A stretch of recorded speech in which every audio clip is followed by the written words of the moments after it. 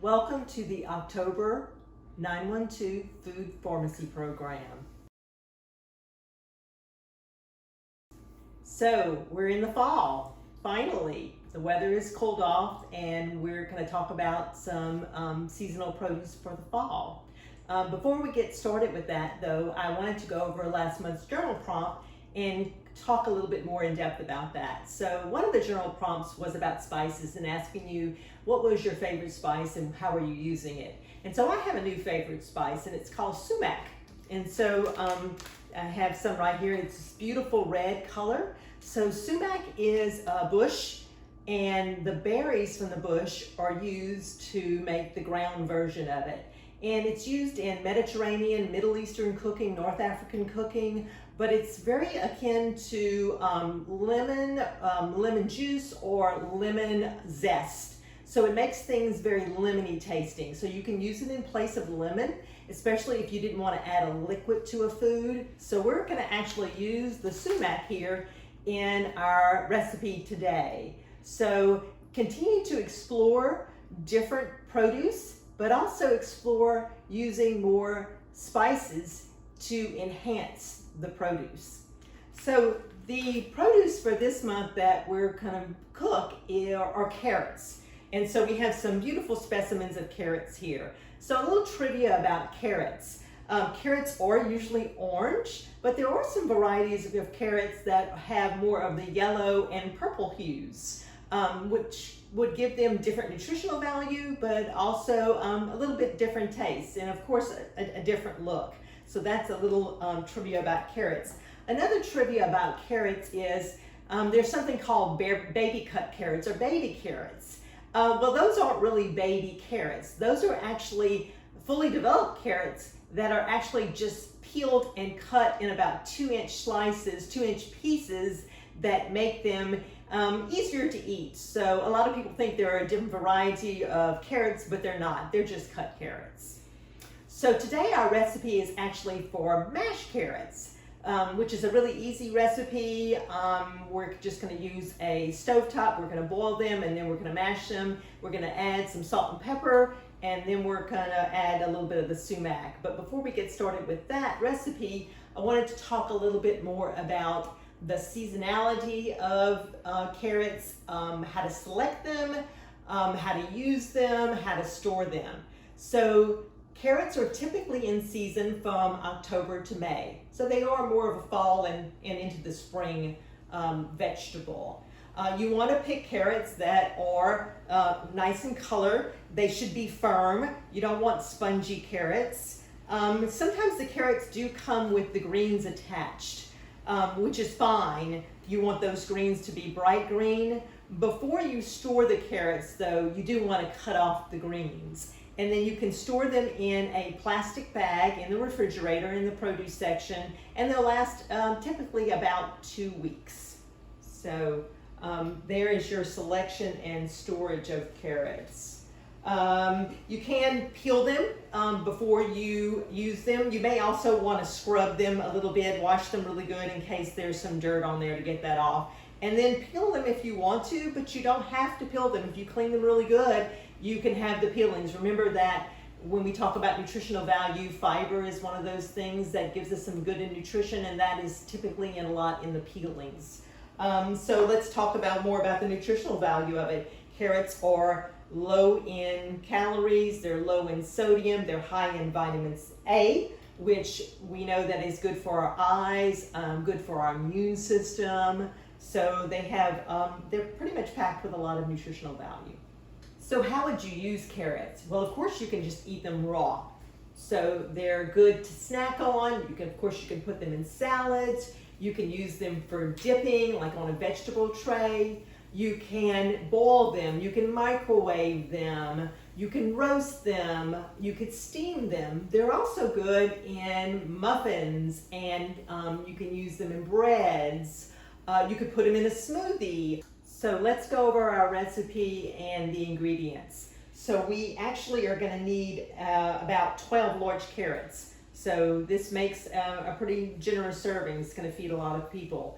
This dish is best served warm and served immediately. Just want to let you know about that. So we'll need the 12 carrots. We need about 4 tablespoons of butter. We need about a half a cup of either chicken or vegetable stock, and I'm using vegetable stock today. I have some salt and pepper that we're gonna add, and then you can add any other seasoning. The recipe says garlic powder, but we're actually gonna use the sumac today.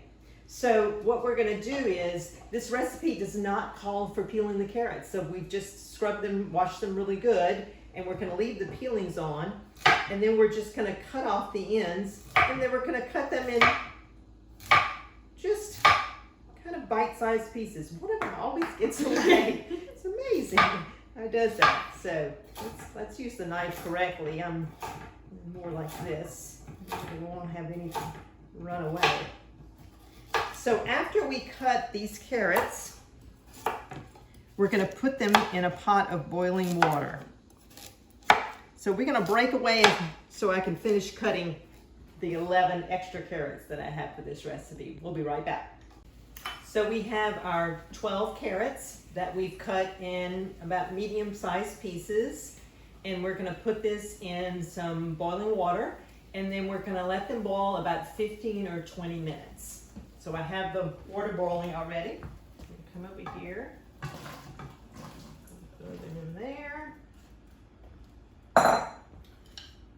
Give them a little bit of a stir. And then we're gonna let these come back to a boil, and then we'll come back and drain them and finish our recipe. So our carrots have been boiling about 15-20 minutes, and they're fork tender, so that's another way to tell if they are ready to be mashed, if they're done. So I'm going to drain them in a colander.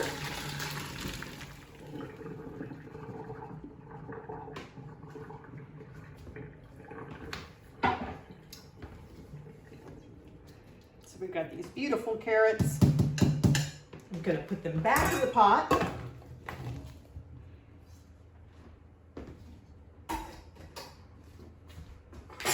We're going to add our butter. So as I said, I've got 4 tablespoons of butter. We've got a half a cup of vegetable stock. We're gonna put some pepper.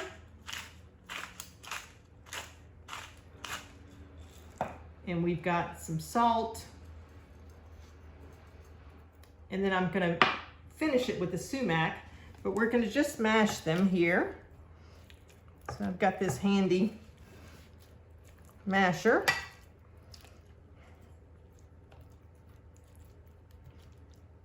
Okay, so we have got our carrots mashed. I left them a little bit chunky because that's the way I like them. If you want them mashed more, spend more time mashing them, maybe cook them a little bit longer. You could also do this in the blender, or you can do it in a food processor, and that would have them, of course, mashed more. But we left them just a little bit more, some texture to them.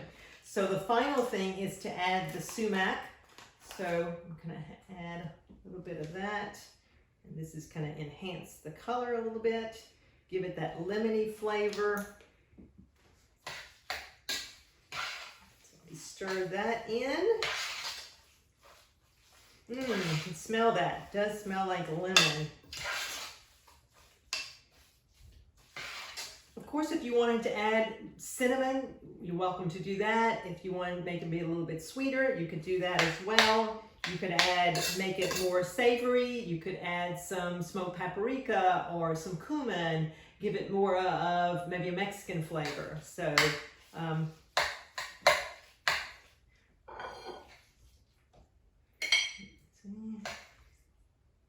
and of course, this would be a side dish.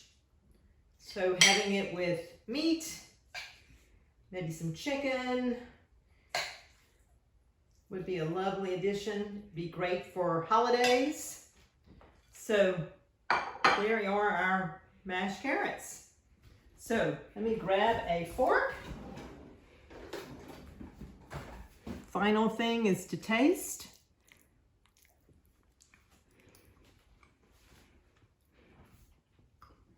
Good.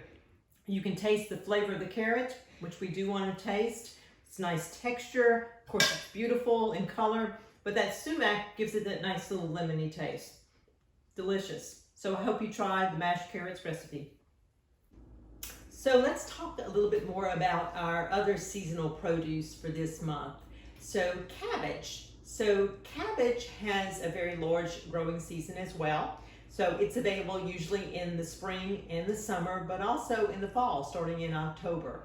So a little trivia about cabbage. So a lot of people know that in Savannah we have a St. Patrick's Day parade, but there's a big parade in New Orleans for St. Patrick's Day. And they actually throw heads of cabbage, and they also throw carrots and potatoes. So that's a little trivia if you didn't know that. So how to choose cabbage. So you want very heavy heads. You want the leaves that are free of lots of bruising and discoloration. You are going to store the cabbage heads in the refrigerator in a plastic bag, and it's going to last up to about 7 days. If you choose to chop it ahead of time, you can do that as well, and you can store it already cut, but it'll last only about a couple of days in the refrigerator like that. You want to wash the leaves before you use them, of course. Don't wash it ahead of time. And then how would you use cabbage? Again, lots of versatility. You can have it raw. A lot of people use them in salads, make coleslaw. You can have them in chopped salads, but then you can also boil it. You can make cabbage rolls where you would stuff them. You can use them in soups. You can use them in stews. So cabbage has a lot of versatility as well.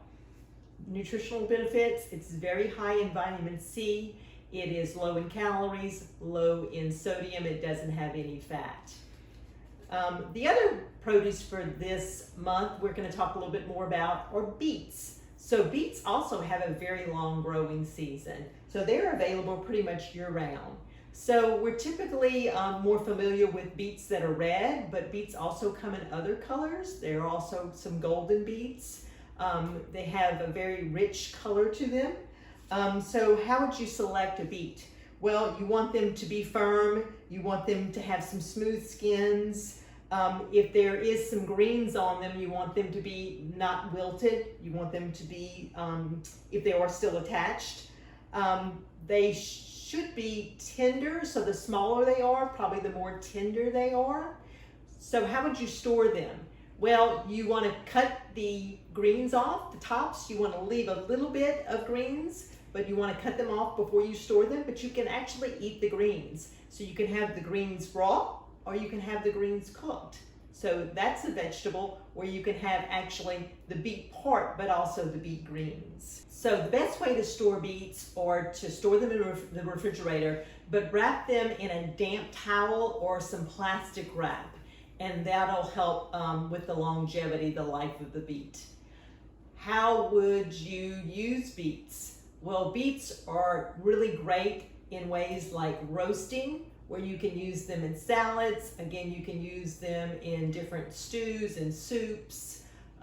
They have a very kind of a sweet taste, and that flavor comes out especially when you roast them.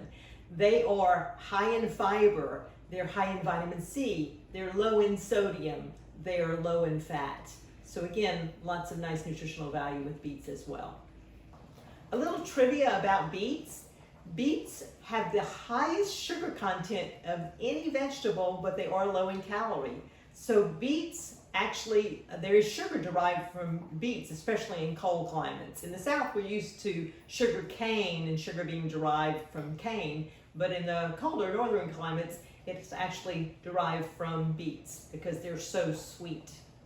The other produce that we're going to talk about this month is radishes, especially red radishes.